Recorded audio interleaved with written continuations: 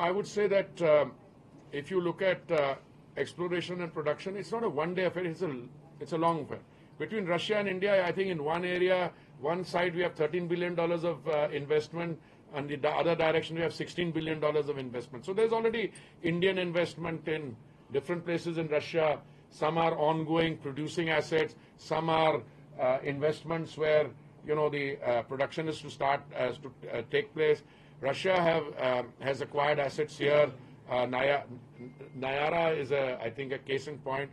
What more can happen in terms of investment? I would say that perhaps the bilateral front between India, Russia on the investment front has been somewhat overtaken by other preoccupation. In terms of oil supply, crude oil supply is now still very high.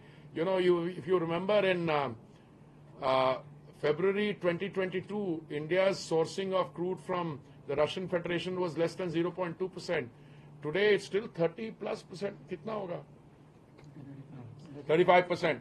But again, all our sourcing is through the floating of tenders. We say we need a particular kind of crude delivered at a particular place, and then the most competitive thing.